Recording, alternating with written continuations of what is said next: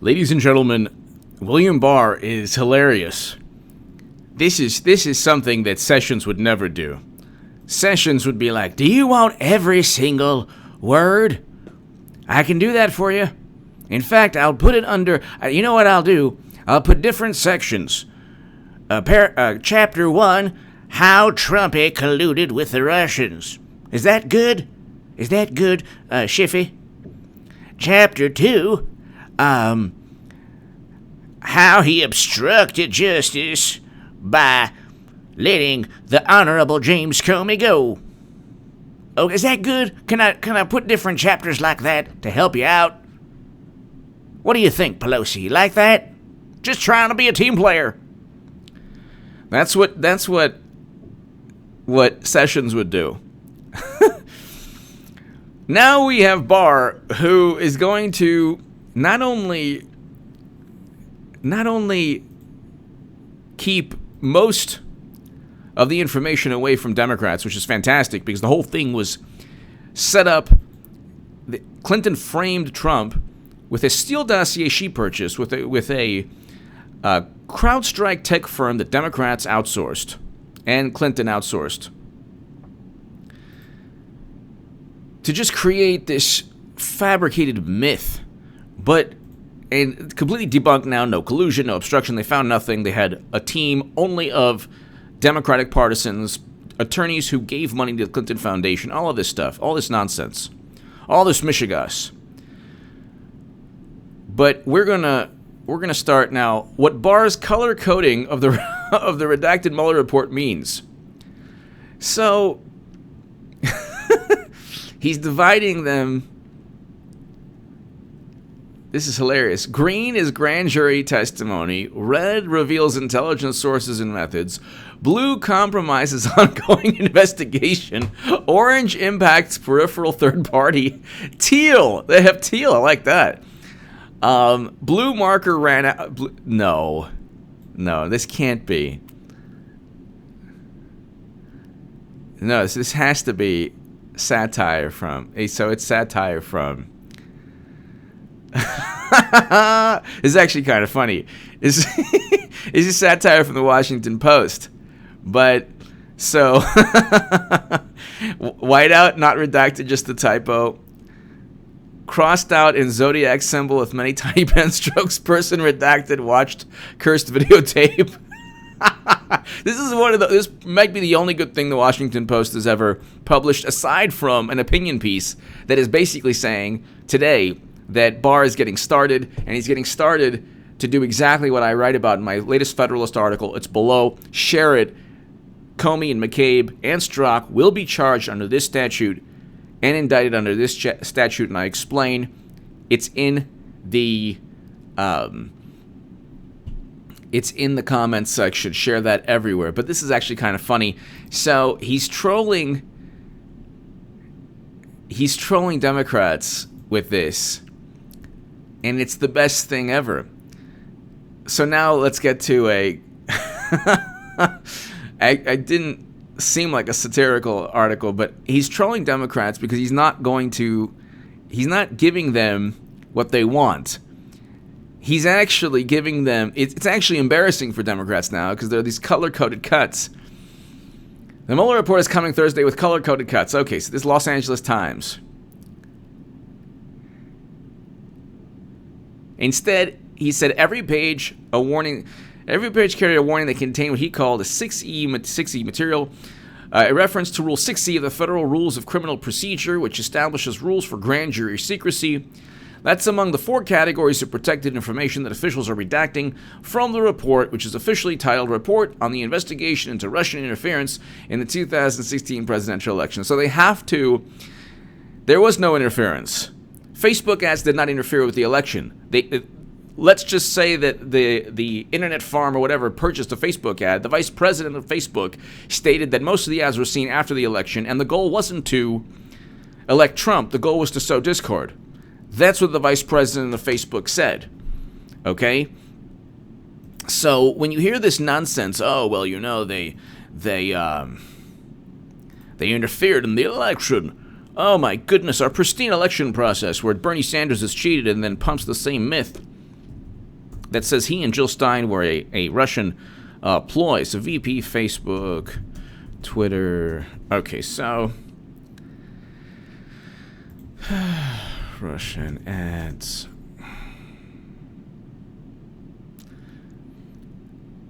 Rob Goldman on Twitter. The majority of the Russian ad spend happened after the election. We shared that fact, but very few outlets covered it because it doesn't align with the mainstream narrative. So this is Rob Goldman, the VP of Facebook. Most of the coverage of Russian meddling involves their attempt to affect the outcome of the 2016 election. I have seen all the Russian ads, and I can say very definitively that swaying the election was not the main goal. There you go.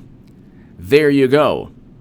Most of the coverage of Russian meddling involves their attempts to affect the outcome of the 2016 election. I have seen all the Russian ads, and I can say very definitively that swaying the election was not the main goal.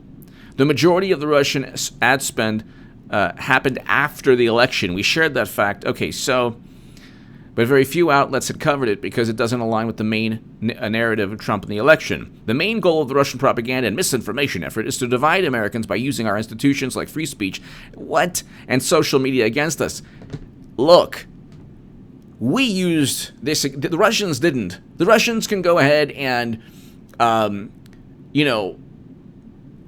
create a giant blimp with Trump in a, like that, like baby Trump thing, and fly it around every city.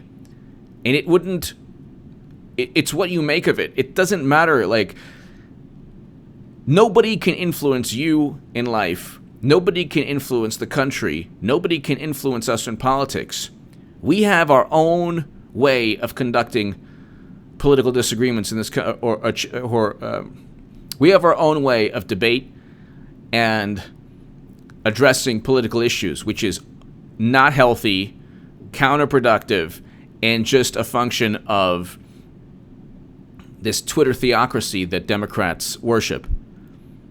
Democrats live in cyberspace.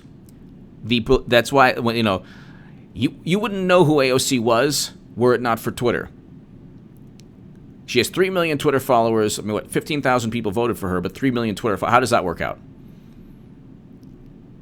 And she promised Medicare for all. She is not championing any bill that she promised. The Green New Deal resolution is a resolution that she's petrified people voted for.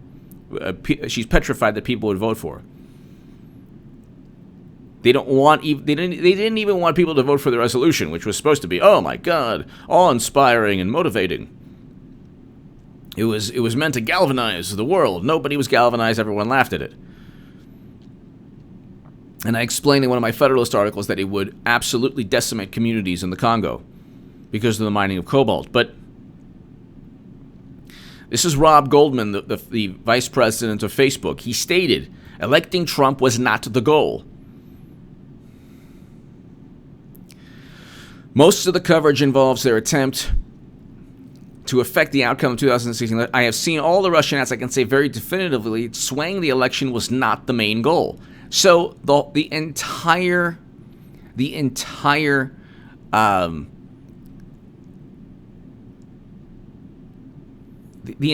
emphasis now is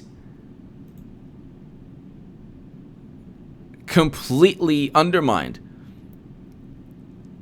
And even like when Mueller's report or William Barr's report is like, oh, well, we'll just go ahead and we'll call it the Russian election meddling, and they'll make, report on an investigation to Russian interference in the 2016 election. Oh, well, they didn't interfere.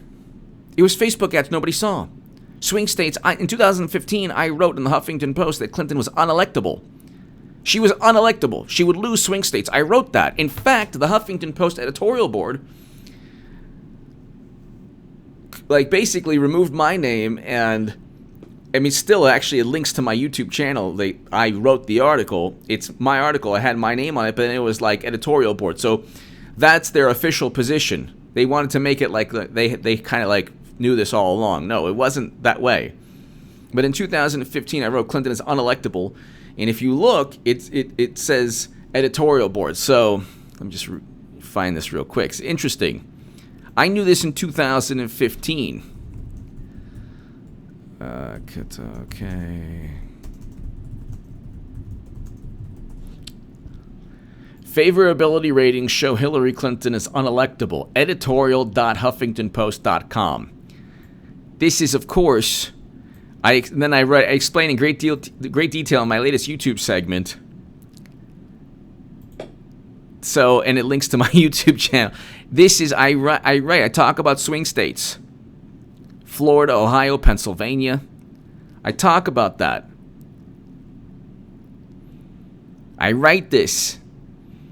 This is written by me, H.A. Goodman, but the editorial.huffpost.com, they, I guess, made it their own, like, meaning that this was they made this their official position by stating that, you know, this was an editorial that, this was an article that adopted by the editorial board of the Huffington Post, even though I wrote it, which is fine by me. I think that, I take that as a compliment, even though everyone on the left is like, oh my God, H.A. Goodman, he's so horrible. But I knew that she was going to lose in 2015. They have convinced themselves that that Russia interfered in the election. It didn't interfere in the election. There actually was no interference. Just because they purchased Facebook ads doesn't mean they interfered in anything. But they will have a color-coded, it'll be a color-coded, using color coding to conceal classified or other protected information. So here each category is assigned to a color to identify the reason for each cut or trim. But now for the four hues, the four hues of color are as closely guarded as the report's content. So, like the Washington Post article, which is satire, which is kind of hilarious. Okay. Like red could be classified information or ongoing investigations. Blue is grand jury, whatever. Okay? They spent 2 years for a coloring book. They must really be bad, must stink to be Democrats. They spent 2 years fabricating a myth, and all they're going to get is a coloring book. They could have just, purchased the Buff Bernie coloring book and called it a day. That's it.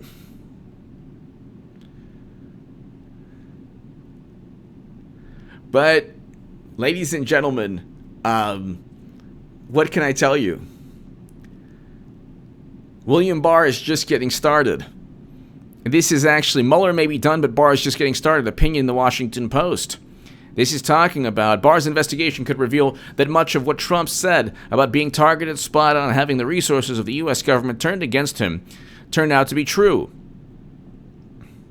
This would support the ridiculed notion the United States almost suffered a coup. And that should be big news. Even if no one has ever called it to account, they will be. Barr's investigation might reveal the truth and leave the Democrats on the defensive. The truth, actually, this article is a brilliant article. The truth won't leave Democrats on the defensive because the truth doesn't faze Democrats. They don't care. Everything is morally relative. Reality is relative to Democrats. It's what they can conjure up and deceive. The Democratic Party runs on how many people it can deceive. They talk about Trump lying. Clinton lied infinitely more. They don't care about lying. The New York Times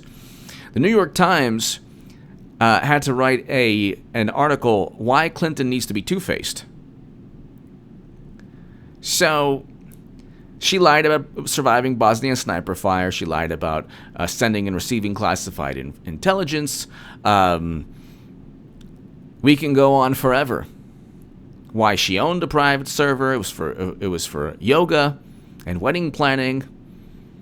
She lied about, I didn't decide yet to run. Each time she ran in 2008.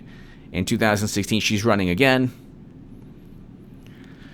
She's waiting to see the Mueller report. It's April. She'll probably, if she's smart, she'll wait till August. I think Bill Clinton waited until August. She comes in August. Who do you think is going to... Bernie Sanders is like... He is disparaged every day by the Never Bernie crowd to the left and to the right of him within the Democratic Party. He's running on the fumes of 2016. And Biden is ahead of him. And Biden hasn't even run. And Biden has no chance of winning the election. Democrats can only rely on money. They outspent Trump 2-1. They still lost. They have virtual media collusion. Almost the entire media, over 92% negative coverage of Trump, and they're still losing. Like every single major topic, major issue, they're losing. Oh, we're going to stop Trump's wall. Nah, he got the Pentagon funding. He declared a national emergency. So not only did you not abolish ICE, but you couldn't stop him from declaring a national emergency. There's nothing they could do. He'll eventually bring home Americans from counterinsurgency conflicts, which is one of the main reasons I love Trump. And one of the reasons I thought I loved Bernie. And he's going to sign prison. He signed prison reform. What am I saying? He's going to preside over peace between North and South Korea. He's already presiding over the beginning of peace. I mean, you have all of these great things, a great economy. He'll win re-election. And there's nothing they can do about it. Except call him, a horrible monster. Look, they called him racist in 2015. It doesn't work. Everyone knows he's not. He's not that. Clinton is actually, but they don't care because she represents power. True racism is utilizing people because of who they are for your political goals. Or maybe it's not, and not helping them. Not whatever. Clinton referred to black youth as super predators. She presided over, and this was when she was justifying the crime bill.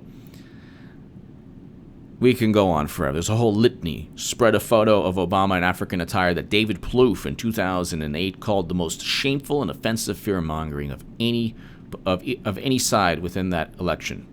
Offensive fear-mongering. That was Clinton. That was Obama's campaign manager stating that. Give me your thoughts below. Share this segment everywhere. William Barr is trolling them hard, and it's a beautiful sight to see. Thank you so very, very much.